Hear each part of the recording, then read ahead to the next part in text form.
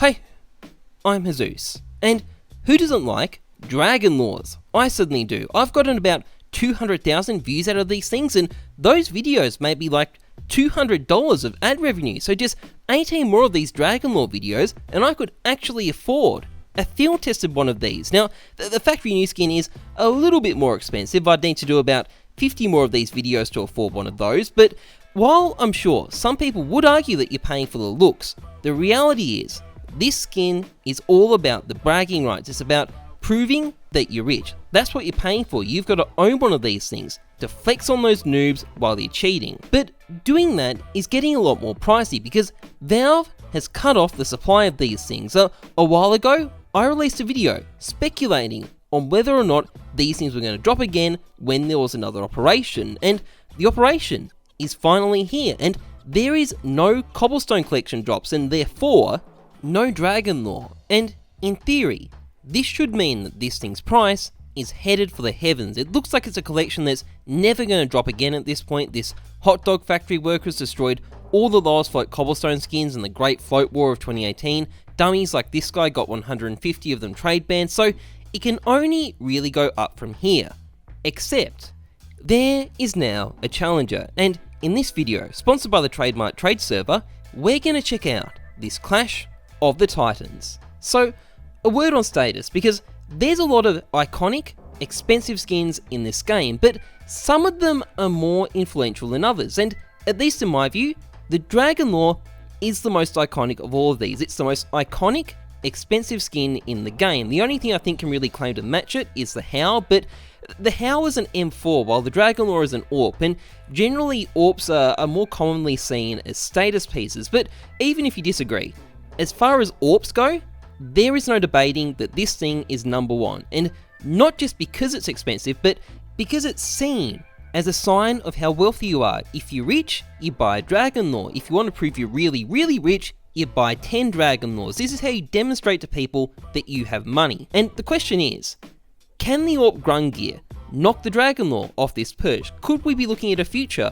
where it's the AWP GUNGNIR, not the Dragon Lore, that you get to prove how wealthy you are? Now, the GUNGNIR has already been a runaway success, so it's the top tier skin in the Norse collection, which was added for Operation Shattered Web, one of the 3 high-end covert skins added by the Operation collections, but due to its striking looks and the popularity of Norse mythology, the GUNGNIR has definitely outshone its competitors. The minimal wear GUNGNIR, for example, has gone from a bit more than $500 to about 5 times that in just a few weeks as a mad bidding war gets started over the limited number of them in existence. And sure, these aren't Dragon Lore level prices yet, but it's definitely getting closer, and that's when the way the GUNGNIR drops becomes quite interesting, because you can only get Norse collection drops 3 times during the first 16 weeks of the operation, during week 1, week 5, and week 11. Now, week 1 has already happened, but we probably will get one more round when the operation is inevitably extended, and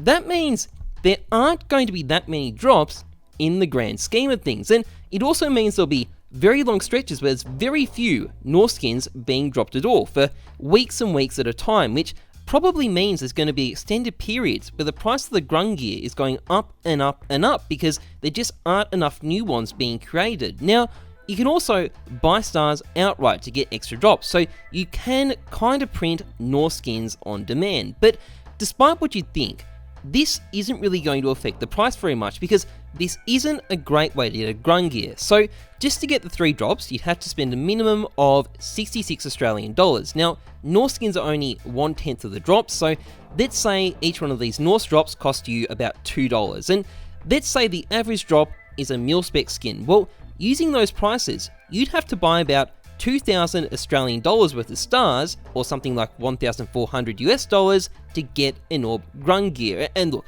this is some very crude maths, but what I'm trying to show is that these stars are never going to make the GUNGNIR cheap, and at the moment, if you buy stars to get drops, you are going to lose money. So I don't think too many people are doing it, and I don't see that changing anytime soon. So there's not that many of these things, and demand currently seems to be going wild, so that is a recipe for it potentially ending up being very expensive after the operation. But an important thing to keep in mind is that this thing isn't dropping at the moment. I'm making this during week 4. Norse Collection isn't going to be dropping until next week, and when it starts dropping then, when the week 5 drops start to hit, that's when we're really going to see how hot this skin actually is, because its price will go down, I can guarantee you that, but the question is, how much and for how long? Because if it doesn't fall that much, and if the dip doesn't last very long, well, that is a very promising sign for the Gungnir. But beating out the dragon is going to take more than just being expensive too. You can't just win the battle for people's wallets. You've got to win the battle for people's hearts as well. You want this guy to be buying 10 Gungnir's, not 10 Dragon Lores, and it's a big question mark as to whether the Gungnir can actually do that, and it's going to be an uphill battle because it's fighting against a skin that is essentially gold coloured, and particularly in the Chinese scene, which is spending a lot of money at the moment, gold is a status colour, blue isn't, and that gives the Dragon Lore a real advantage as a rich person's skin. However, this might not be the case in the Western scene. I think it's entirely possible that the Gungnir's blue genuinely might be more popular, so I'm left wondering whether we'll actually see a split between the two scenes, with China preferring the Dragon Lore and everyone else preferring the Gungnir, and it may also come down to what a lot of influencers prefer, particularly pro players and major streamers, where the skin's going to get maximum exposure. If we see some big name AWPers using a Gungnir in the major playoffs, this could have a lot of influence. The Rio Major could be a huge deal for the Gungnir, but it may also come down to how long Valve waits to start dropping this thing once Operation Shattered Web is over, and on that question, only the Lord knows. Anyway, that's pretty much it for this video. If you enjoyed it, please like, comment, subscribe, massively appreciated, and a big thank you to Trademark for sponsoring this video. So, Trademark is a CSGO server with knowledgeable, active members and a relaxed, friendly atmosphere. It's the perfect place to join if you're looking for someone to trade with, to get a price check, or to get some tips on how to begin trading. Now, with its custom bots, trading has never been easier. It's got some really useful features such as receiving screenshots of items simply by posting an inspect link, an inventory value bot, and private support tickers. It also hosts high value giveaways on a regular basis, and it's got active staff from different time zones who are always there to provide you with assistance, and it has a Minecraft server. Anyway, they're always making improvements, so expect many new features. So, cool Discord, check it out, link is in the description. Anyway, that's it from me. Trust the numbers, not your guts. I'm Heyzeus. Thanks for watching. See ya.